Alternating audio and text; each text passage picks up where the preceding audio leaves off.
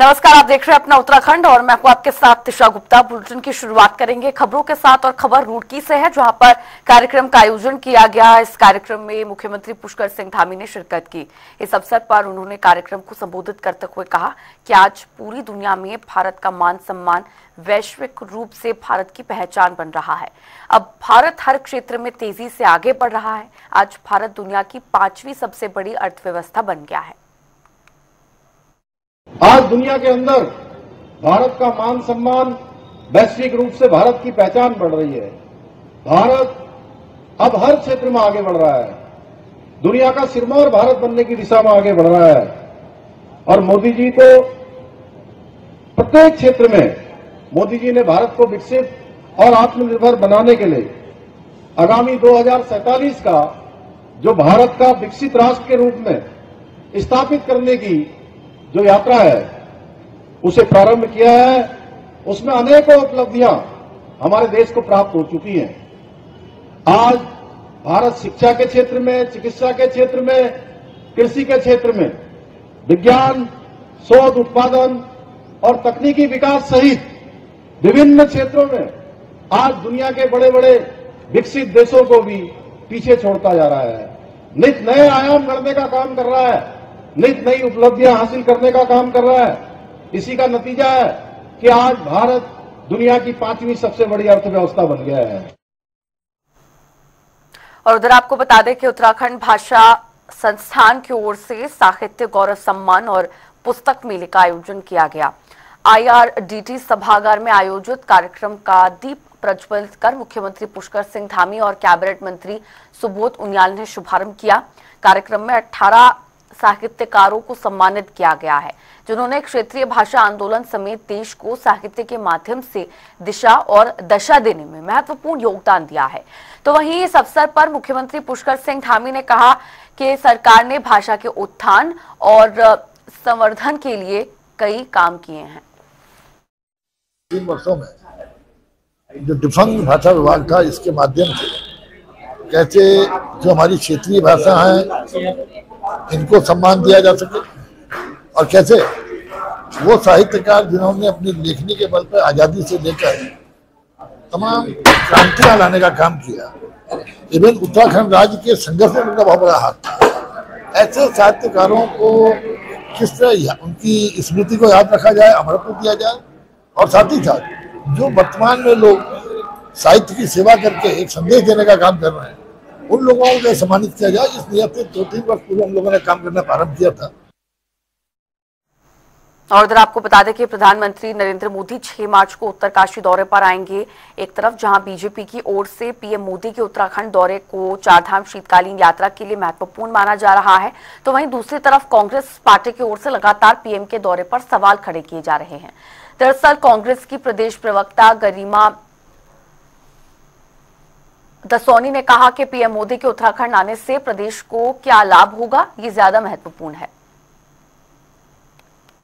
प्रधानमंत्री नरेंद्र मोदी ही नहीं, अगर प्रधानमंत्री कोई और भी हो तो अगर उनका कहीं भी विजिट होता है किसी भी प्रदेश में तो डेफिनेटली पूरा नेशनल मीडिया पीछे पीछे चलता है और जन जन तक उनकी कही हुई बातें और उनके जहां उन्होंने विजिट किया है वो स्थान जो है लाइमलाइट में आता है। तो ये तो प्रधानमंत्री पद की गरिमा है कि देश के मुखिया हैं, वो आएंगे तो डेफिनेटली ब्रांडिंग होगी, इसमें कोई दो राय नहीं है। लेकिन बड़ी बात यह है कि उत्तराखंड के हित में क्या फैसले लिए जाते हैं, उनके आने से उत्तराखंड को क्या लाभ होता है, ये सोचनीय विषय है कि यहाँ हम जो मांगे हमारी लंबित हैं इतने समय से, हम पर्यावरण के क्षेत्र में जो योगदान दे रहे हैं, हम विकास हमारे वहाँ अवरुद्ध हो जाता है, इंडस्ट्रीज नहीं लग पाती हैं क्योंकि हमारे ऊपर फॉरेस्ट एक्ट भी लागू हो जाता है, कई क्षेत्रों में एनजीटी हमारे ऊपर डंडा मारने लगता है। तो कहीं ना कहीं इन सारी चीजों को लेकर, हमारे योगदान को लेकर हम ग्रीन बोनस की मांग कर रहे हैं, हम विशेष राज्य के दर्जे की मांग कर रहे हैं, हम विशेष औद्योगिक पैकेज की मांग कर रहे हैं।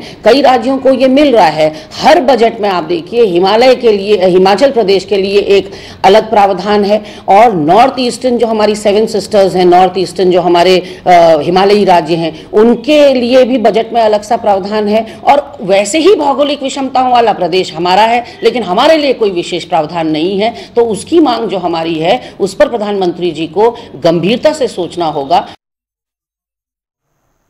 और वहीं जिला और महानगर अध्यक्षों की बैठक के बाद अखिल भारतीय कांग्रेस कार्य समिति सदस्य प्रदेश अध्यक्ष करण माहरा और नेता प्रतिपक्ष यशपाल आर्य समेत कांग्रेस के वरिष्ठ नेताओं ने प्रदेश कार्यालय में प्रेस वार्ता का आयोजन किया, जिसमें कांग्रेस कार्य समिति सदस्य गुरदीप सिंह सप्पल ने कहा कि लोगों के वोट काटकर फर्जी वोटों के माध्यम से बीजेपी चुनाव जीतने का काम कर रही है। आगे उन्होंने बीजेपी पर आरोप लगाते हुए कहा कि केदारनाथ उपचुनाव और नगर निगम चुनाव में बीजेपी के लोगों ने वोटरों का नाम वोटर लिस्ट से गायब करवा दिया था। बिल्कुल कांग्रेस पार्टी में हाईकमांड के लेवल पे ये मॉनिटरिंग हो रही है और राहुल जी के निर्देश पर ही ये पूरा अभियान शुरू किया जा रहा है, क्योंकि ये अभियान अब लोकतंत्र से जुड़ा हुआ है। अगर वोट छीन लिया जाएगा तो लोकतंत्र तो विफल हो गया। तो इसलिए राहुल गांधी जी लगातार इस बात को उठा रहे हैं। इसीलिए राहुल गांधी जी ने संसद में बात उठाई, प्रेस के माध्यम से उठाई और अब हम सबको निर्देशित किया है कि जमीन पर जाकर हम लोग लोगों को साथ लेकर इस अभियान को चलाएं। उत्तराखंड को मॉडल स्टेट की तरह रखा गया है, क्योंकि अगर उत्तराखंड के अंदर हम लोग ये साबित कर पाते हैं कि ये कितना बड़ा षड्यंत्र हो रहा है, तो पूरे देश में एक संदेश जाएगा और राहुल जी का ये अभियान को पूरे देश में चलाने के लिए उसके बाद तैयारी करेंगे। और वहीं आपको बता दें कि पंचायत चुनाव की तैयारियां अब तेज हो गई हैं। चुनाव की तैयारियों को लेकर जिला निर्वाचन अधिकारी और डीएम नैनीताल ने सभी एसडीएम को हर संभव तेजी लाने के निर्देश दिए हैं। डीएम नैनीताल ने कहा कि फिलहाल मतदाता सूची और परिसीमन का काम पूरा हो गया है। इसके अलावा बूथों का सत्यापन, आपत्तियों के निस्तारण का काम भी चल रहा है। पंचायत चुनाव को लेकर अब जिला प्रशासन चुनाव आयोग के दिशा निर्देशों का इंतजार किया जा रहा है। पंचायत चुनाव को लेकर अभी मतदाता सूची का और परिसीमन इत्यादि का जो काम है वो फिनिश हो गया है और उसमें दावे आपत्ति वगैरह के निस्तारण भी हो गए हैं। कई बार उसको वेरीफाई भी किया गया है। इसके साथ बूथों का सत्यापन है, सामग्री की जो प्रोक्योरमेंट है, ये जो लॉजिस्टिक्स से संबंधित काम है वो अभी वर्तमान में चल रहे हैं। जैसे ही आयोग से कोई फर्दर दिशा निर्देश इसमें प्राप्त होंगे उसके अनुसार ऑफिसर्स की नियुक्ति इत्यादि की कार्रवाई करी जाएगी। और वहीं आपको बता दें कि बीजेपी के संगठन चुनाव की तैयारियां भी तेज है। हाल ही में बीजेपी ने अपने सभी मंडल अध्यक्षों की घोषणा की थी, जिसके बाद अब बारी जिला अध्यक्षों की घोषणा करने का है, जिसको लेकर तमाम तैयारियां चल रही हैं और चयन प्रक्रिया भी जारी है। इसी को लेकर बीजेपी प्रदेश अध्यक्ष महेंद्र भट्ट का कहना है कि बीजेपी का संगठन पर्व चल रहा है। जिला अध्यक्षों के निर्वाचन की तैयारियां भी जारी हैं। जो पर्यवेक्षकों ने रिपोर्ट दी है उसको केंद्र भेज दिया गया है और अब जल्द ही जिला अध्यक्षों की भी घोषणा कर दी जाएगी। देखिए, संगठन पर्व हमारा चल रहा है। मुझे बताते खुशी है कि हम जिला अध्यक्ष की निर्वाचन की प्रक्रिया की ओर बढ़े। कल जो पर्यवेक्षक सब जिलों के अंदर गए थे उनके द्वारा जो रिपोर्ट दी गई वो मेरे द्वारा, हमारे चुनाव अधिकारी खजान दास जी द्वारा, हमारे महामंत्री संगठन जी द्वारा, माननीय मुख्यमंत्री जी द्वारा हमने वो रिपोर्ट अपने जो राष्ट्रीय जो हमारे पर्यवेक्षक हैं चुनाव के, राजकुमार चहर जी, उनको हमने सौंप दी है। और मुझे लगता है कि बहुत जल्दी उनके द्वारा भी सब प्रकार की चर्चाओं के बाद और विधिवत रूप से हम प्रदेश के जिले के अध्यक्ष की घोषणा कर देंगे और उसके बाद प्रदेश अध्यक्ष के चुनाव की विधिवत घोषणा केंद्र द्वारा होगी। उसकी तिथि भी आप सबके सम्मुख होगी। और चलिए फिलहाल रुक रहे हैं एक छोटे से ब्रेक के लिए, फौरन हाजिर होंगे।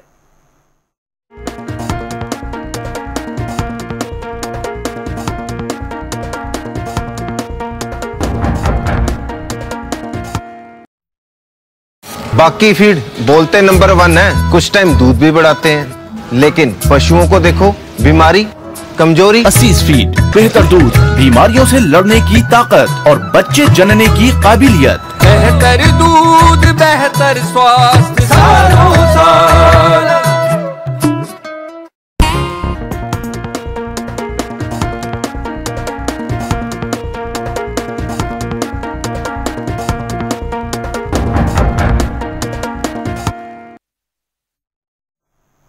और ब्रेक के बाद एक बार फिर से आप सभी का स्वागत है। खबरों में आगे बढ़ेंगे और बता दें कि कैबिनेट बैठक में मुख्यमंत्री एकल महिला स्वरोजगार योजना को मंजूरी मिलने पर कैबिनेट मंत्री रेखा आर्य ने महिलाओं को बधाई दी है। उन्होंने बताया कि इस योजना में दी गई सहायता राशि का 75% हिस्सा सब्सिडी के रूप में रहेगा। योजना में पात्र महिलाओं को अधिकतम 2 लाख रुपए की सहायता राशि प्रदान की जाएगी, जिसमें से 75% हिस्सा सब्सिडी यानी कि अनुदान के रूप में रहेगा। हमारे प्रदेश की जो एकल महिलाएं हैं, जो चाहे विधवा महिला के रूप में हो, चाहे अविवाहित महिला के रूप में हो, निराश्रित महिला के रूप में हो, परित्यक्ता महिला के रूप में हो, अथवा तलाकशुदा महिला के रूप में हो, अथवा ऐसी महिला जो विकलांगता के रूप में हो, ऐसी सभी महिलाओं को जो है एकल महिला के रूप में मान्यता मिली है। और इन महिलाओं को जो है उनके स्वरोजगार करने के लिए 75% सब्सिडी के साथ में उनको विभाग के द्वारा उनको सहयोग दिया जाएगा। उनकी परियोजना या उनका जो भी स्वरोजगार का जो उनका प्रोजेक्ट होगा, उस प्रोजेक्ट पे 75% की सब्सिडी विभाग द्वारा दी जाएगी। और निश्चित रूप से ये इसकी एक लिमिट जो है वो 2 लाख रुपए की धनराशि अंतिम रखी गई है। और इसके साथ ही हम पूरे प्रदेश भर की प्रथम 2025-26 का हमारा लक्ष्य है कि लगभग 2000 महिलाएं पूरे प्रदेश भर की इससे लाभान्वित की जाएंगी और इसके फीडबैक के साथ में आने वाले समय में बढ़ोतरी भी की जाएगी। तो वहीं आपको बता दें कि समाजवादी पार्टी के मुखिया और पूर्व मुख्यमंत्री अखिलेश यादव इटावा में भगवान शिव को समर्पित केदारेश्वर मंदिर का निर्माण करवा रहे हैं। इस मंदिर का निर्माण केदारनाथ मंदिर की तर्ज पर किया जा रहा है। तो वहीं इसको लेकर उत्तराखंड सरकार के कैबिनेट मंत्री गणेश जोशी ने अखिलेश यादव पर निशाना साधा है। उन्होंने कहा कि ये बहुत ही सेंसिटिव मामला है, इस तरह मंदिर का निर्माण नहीं किया जा सकता। देखिए, बहुत ही सेंसिटिव इशू है और हमेशा अखिलेश उनकी पार्टी ने इस प्रकार की हरकतें की हैं और सरकार इसका संज्ञान लेगी। जब सरकार ने इस चीज को कैबिनेट से पास किया था कि इस प्रकार का कोई भी मंदिर कहीं भी देश में, केदारनाथ हमारे आस्था के, केदार बाबा हमारे आस्था के बिंदु, आस्था के केंद्र नहीं बनना चाहिए, क्योंकि मीडिया के माध्यम से संज्ञान में आया, उसका संज्ञान लिया जाएगा। और अगली खबर रुद्रप्रयाग से है, जहां पर जिलाधिकारी सौरभ कहरवार की अध्यक्षता में विकास भवन सभागार में जनसंवाद कार्यक्रम आयोजित किया गया, जिसमें कई विभागों से जुड़ी 32 शिकायतें दर्ज की गई। इनमें से 15 शिकायतों का मौके पर ही निस्तारण कर दिया गया। तो वहीं जिलाधिकारी ने सभी विभागों को निर्देशित किया है कि जनसंवाद कार्यक्रम में प्राप्त शिकायतों का फौरन निस्तारण किया जाए। 32 शिकायतें आई थी, जिसमें जो अधिकांश शिकायतें थी वो वहाँ के सड़क को लेकर के है, परंतु ये पिछली बार से भी बहुत कम होती जा रही है धीमे धीमे, बिकॉज विभाग इसमें लगा हुआ है और जैसे जैसे जो भी सड़क के मामले हैं, फॉरेस्ट के हैं या फिर कोई और डिस्प्यूट के, उनको धीमे धीमे उनको रिजॉल्व कराते जा रहे हैं। साथ ही साथ में जो बाकी शिकायतें में आए थे, कुछ जल को लेकर के आई थी, बट वो भी मैं कहना चाहूँगा कि वो भी पिछली बार से कम होती जा रही हैं। बाकी कुछ शिकायतें अपने अपनी ज़मीन पर किसी के अतिक्रमण को लेकर के है, तो उसमें उनको बता भी दिया गया है कि ये अगर न्यायालय संबंधित कोई भी मामला है तो वो सक्षम न्यायालय में आवेदन कर दे, जिसमें जो न्यायालय है वो पर विचार कर देगा। आज की डेट में लगभग 15 शिकायतों का समय पर, आज ही के समय पर उनका कर दिया गया निस्तारण। कुछ एक आध मामले ऐसे हैं जिनमें वो पेंशन से संबंधित भी थे और कोर्ट के मुआवजे को लेकर के थे, तो उसमें आज ही उसको निस्तारण करने के निर्देश दिए गए हैं, उसको शाम तक निस्तारण करा दिया जाए। और अगली खबर खटीमा से है, जहां 21 गरीब जोड़ों का सामूहिक विवाह कराया गया। कंचनपुरी सहकारी समिति के पूर्व अध्यक्ष जसविंदर सिंह बाजवा की देखरेख में सामूहिक विवाह को संपन्न कराया गया। तो वहीं इस खास मौके पर गुरुद्वारे में अखंड पाठ के साथ साथ विशाल लंगर का भी आयोजन किया गया। आप सभी समझदार हो, ज़्यादा क्या कहूँ इसमें। हमने तो एक मुहिम चलाई थी आज से 14 साल पहले और वो चलती आ रही है और चलाने वाला भगवान है, ऊपर वाले हैं। हम तो कहते हैं कि सभी को भगवान ने ये शिक्षा दे, सभी लोग और भी आगे करें इसी तरह के काम, कन्याओं की शादियाँ करें, जहाँ पढ़ाने की पढ़ाई की बच्चियों की, जिनके माँ बाप नहीं हैं, जो नहीं पढ़ सकते हैं, उनकी भी सेवा की जाए, उनको पढ़ाया जाए। हमारे द्वारा यहाँ पे हमारे भाई साहब जसविंदर सिंह बाजवा जी हैं, भाई साहब हैं, सभी लोग इकट्ठे होकर यहाँ पे करते हैं। उनकी भी 21 कन्याओं का जो विवाह यहाँ पे किया गया, दाज दहेज उनके लिए दिया जाता है यहाँ पे। और जैसे हर यानी कि कल्चर से होती हैं। अगर सिख परिवार के हैं तो उनके आनंद कार्य करवा दिए जाते हैं, हिंदू परिवार के हैं तो वो अपना मंदिर में करते हैं, अगर कोई मुस्लिम है तो वो अपना अपने वहाँ पे करते हैं। कोई किसी के साथ वो नहीं है कि ज़रूरी कि हाँ भाई सिख धर्म में किया जाए, नहीं, सभी भी जिस भी धर्म के हैं उसी धर्म में वो लोग करते हैं। और मेरी सभी से प्रार्थना है कि आगे इसको और भी ज़्यादा सहयोग हमें मिले। हम लोग आप लोग सहयोग कीजिए, हम लोग और चढ़ बढ़ के इसको आगे बढ़ाएंगे। और जो भी फीस भी देते हैं उन बच्चियों को भी हम यही आशीर्वाद देते हैं कि वो लोग पढ़ें, अपनी ज़िंदगी आगे और बढ़ाएं और बढ़ाएं। यही मेरा विचार है। नहीं बाकी हमें बहुत अच्छा लग रहा है और सब सामान दिया गया है। और हर साल शादी होती है, मेरी भी हुई थी। और हर गरीब को दिया जाता है सामान, इसलिए हमें बहुत अच्छा लग रहा है। मेरा नाम अनीसा है, मेरा गांव का नाम जादापुर है। सामान में क्या क्या मिला है? सामान में बछड़ का सामान है और डबल बेड है, अलमारी है और सिलाई मशीन है, फ्रिज है, कूलर है। अच्छा, गुरुद्वारे में पहले भी इस तरह की शादी होती रही है? हाँ, गुरुद्वारा में हर साल ऐसी शादी होती है।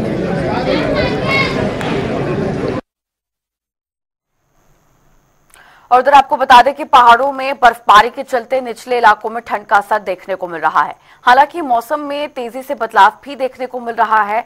डॉक्टर्स की ओर से लोगों को सावधानी बरतने की सलाह दी गई है। इसी के तहत दून मेडिकल कॉलेज के मुख्य चिकित्सा अधीक्षक डॉक्टर रविंद्र सिंह बिष्ट ने कहा कि मौसम बदलने के साथ लोगों में एलर्जी की शिकायत ज्यादा रहती है। लोगों को घरों में भी गीले कपड़े से फर्श को साफ करते रहना चाहिए, साथ ही अन्य सावधानियों को भी बरतना चाहिए। जो ये सीजन है, जो फ्लावरिंग स्टार्ट होने से पहले का सीजन होता है, जो बौर आने का हम जिसे कहते हैं, ये सीजन हमारे देहरादून के लिए बहुत इंपॉर्टेंट हो जाता है क्योंकि वैली है। वैली में जितने भी पोलन ग्रेन से सस्पेंडेड पार्टिकल्स होते हैं वो इकट्ठे होने लग जाते हैं, तो एलर्जी की जो शिकायतें बहुत बढ़ जाती है इस सीजन में, चाहे वो लीची के वजह से हो, चाहे आम के वजह से, या जितने फ्लावरिंग हमारे यहाँ हो रही है उनके वजह से होती है। तो अमूमन ये देखा गया कि इस सीजन में एलर्जी की शिकायत, जिसमें कि गला खराब होना, जुकाम लगना, छींके आना, पानी गिरना, नाक से खुजली होना, आंखों में खुजली होना, ये बढ़ती चली जाती है। इसके लिए कुछ एहतियात हैं जो सब लोगों को बरतना चाहिए। पहले तो कोशिश करें कि सुबह और शाम के वक्त मुंह ढक के रखें, नाक और मुंह ढक के रखें, तो वो थोड़ा सा पोलन से आपकी बचत हो जाती है। घर के अंदर जितना भी चीज़ें हैं उनकी सफाई होनी चाहिए रेगुलरली। गीले कपड़े से हमारे फ्लोर की जो फर्श है उसकी सफाई होनी चाहिए, ताकि जो पोलन है छोटे छोटे वो आपके कपड़े में आके चला जाए। तीसरा, जो गद्दा, तकिया जो भी हम यूज करते हैं, इनकी अच्छे से वैक्यूम क्लीन होने चाहिए। जो फाइन पार्टिकल्स हैं उसके वजह से एलर्जी होती है, उनको हटना चाहिए। और इस खबर के साथ बुलेटिन में फिलहाल के लिए इतना ही। रुकेंगे एक छोटे से ब्रेक के लिए।